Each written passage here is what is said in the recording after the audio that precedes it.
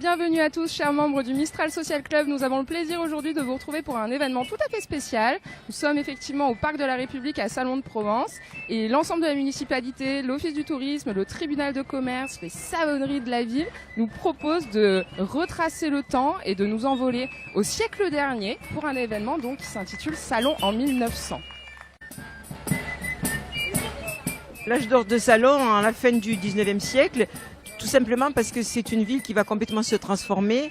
C'est un gros bourg agricole qui va devenir une petite ville industrielle florissante grâce au commerce des huiles et bien sûr à la fabrication du savon. On voit tout autour de nous, comme ici dans ce parc floral, des belles bastides, plus que des bastides, des hôtels particuliers, au style un petit peu étonnant d'ailleurs, hein, parce qu'on a on se dit mais on n'est pas en Provence là, mais si, on est dans une Provence riche, une Provence bourgeoise, en même temps qui est liée au monde agricole. S'il n'y a pas l'irrigation dans l'accro, s'il n'y a pas les canaux, s'il n'y a pas le foin, s'il n'y a pas les animaux, les bergers, les troupeaux pour cette richesse, il n'y a pas de richesse industrielle derrière.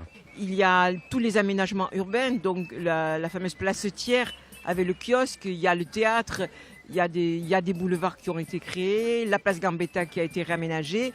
Et pour tout ce qui est après de l'architecture privée, il y a bien sûr toutes ces villas et châteaux qui se font dans le style de ce qui se faisait à l'époque, ce qu'on a appelé l'historicisme et l'éclectisme, très influencé par la mode parisienne. Salon entre dans une période un peu haussmannienne et parisienne.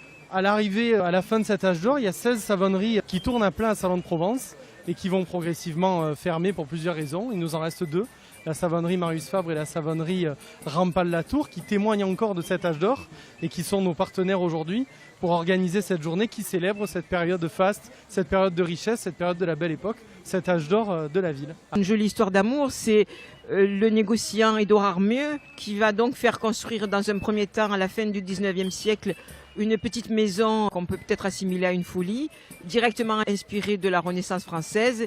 Mais lorsqu'il va connaître, on dit donc à l'Opéra d'Avignon, une cantatrice belge, Julie de Porter, il va en tomber amoureux, il va l'épouser. Et pour l'amour de sa belle, il va ajouter à sa première construction un très grand salon orientaliste où Madame Armieux donc pourra donner des concerts où le tout salon y venait. Et c'est aujourd'hui la salle d'audience du tribunal de commerce. La ville peut connaître de nouvelles périodes d'expansion, d'épanouissement, de richesse. Et peut-être qu'aujourd'hui, on a gardé quelque chose qui vaut de l'or pour nous.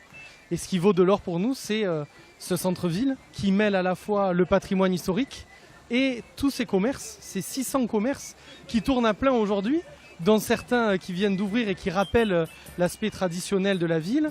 Et peut-être que cet âge d'or ou cette période d'enrichissement, d'expansion, d'épanouissement d'aujourd'hui, il faut plutôt le chercher du côté d'un bien vivre ensemble. Et ce bien vivre ensemble, il est notamment représenté par cette expansion commerciale en plein cœur de ville qui peut-être dans quelques années sera célébrée comme une nouvelle période d'enrichissement, d'épanouissement pour Salon de Provence.